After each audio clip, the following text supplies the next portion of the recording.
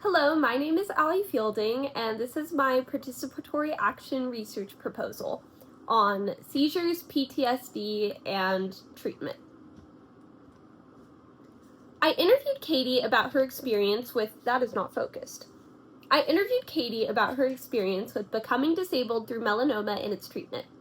Since beginning treatment, she has experienced joint pain and swelling, extreme fatigue, seizures, and cognitive difficulties and rage episodes. She described her disability experience as annoying, frustrating, and making her more grateful for everything she has. Functional limitations of her disability include difficulty using stairs due to joint pain and difficulty balancing due to surgical head trauma. Extreme fatigue makes it difficult for her to work, take care of activities of daily living, and walk around or leave the house for too long. Seizures have impaired her ability to drive, and she has taken on new precautions to avoid seizures, like avoiding flashing lights, caffeine, and dehydration. Her anti-epileptic medication causes debilitating rage episodes that prevent her from leaving the house out of fear of triggering one of these episodes. She reported that the best part of her disability is all of the love and support she's received from friends and family as her health deteriorated. The worst part of her disability is being unable to do all the things she used to, and having so much of her time taken up by uncomfortable treatments. In her free time, she enjoys making bread, gardening, going to the beach, and spending time with her cats. She is a wife and mother of 2.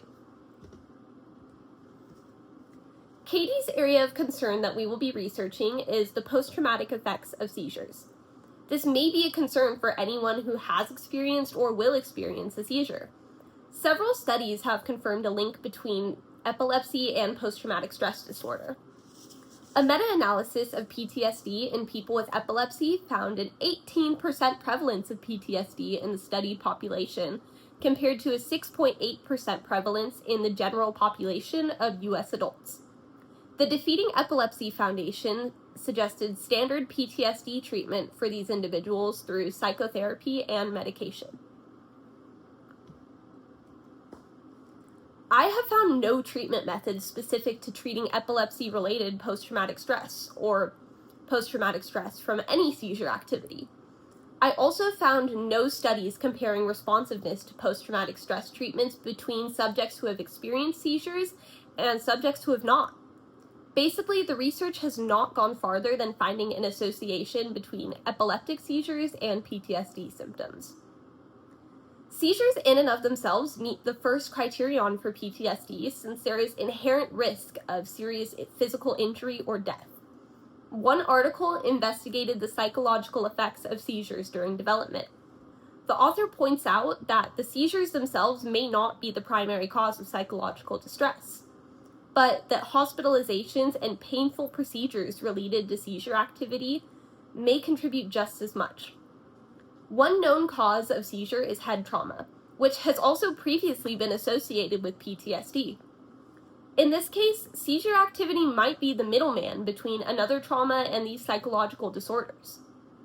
Alyanak's 2013 article mentioned a study in which PTSD prevalence increased from 25.4% in childhood to 44.6% in people who had experienced childhood epilepsy. This may be because participants experienced more seizures by the time they reached adulthood. In a study by Labuda and others in 2018, 42% of participants in a sample of 120 experienced seizures that met DSM criteria for a traumatic event. Of these, 6 participants, or 5%, met the diagnostic criteria for PTSD. This is less than the adult population average and contradicts some of the other information we found in different research studies. This study made it clear that many people with epilepsy experience seizures as traumatic events, but far less meet the PTSD criteria. More recent neurology studies in people with epilepsy have found increased resting state functional connectivity in brain regions involved in PTSD, but only around the parts of the brain that generate seizure activity. This evidence suggests that PTSD symptoms in people with epilepsy may be directly related to seizure activity in the brain. However, more evidence is needed to determine in which direction this relationship flows. Are the PTSD symptoms because of the seizures? Were the PTSD symptoms there before the seizure? Are PTSD symptoms exacerbated by seizures? We don't know. My research proposal is to compare responsiveness to different PTSD treatment modalities in people who have experienced at least one seizure. This will be a longitudinal study lasting over the course of 5 years. I will recruit 1,500 participants and randomly assign each participant to either a monthly peer support control group or one of 2 treatment groups, for 500 participants in each group.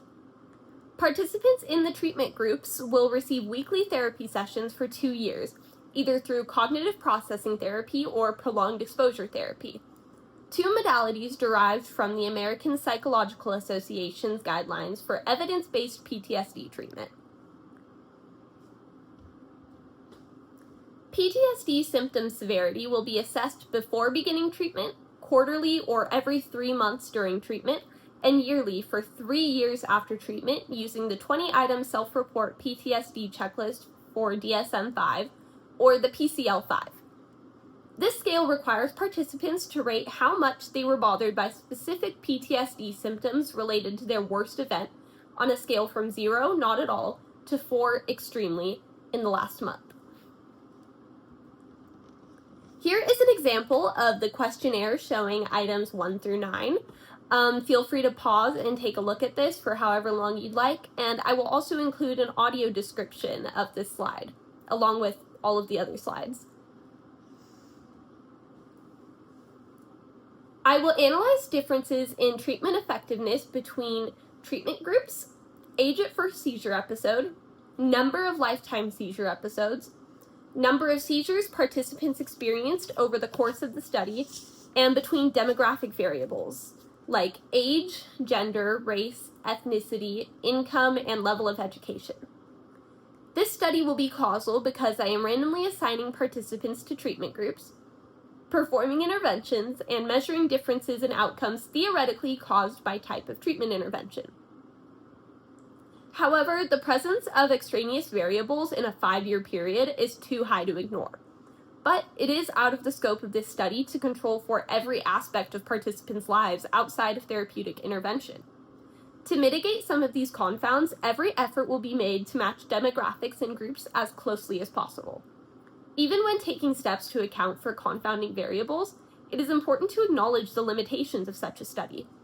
It is possible that an unaccounted for extraneous variable influences the results of this study and therefore invalidates its results. The purpose of this study is not to find a definitive answer, but to fill in gaps and inform future research.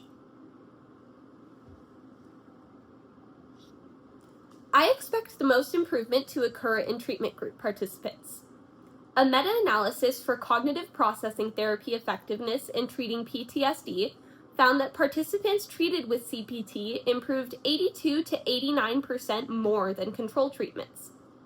A meta-analysis for prolonged exposure therapy effectiveness in PTSD treatment found that participants treated with PE improved 86% more than those in control treatments. With these studies in mind, I expect PE and CPT treatment groups to similarly improve more than those in the peer support control group. I expect that participants in the peer support control group will show the least improvement over the course of this study.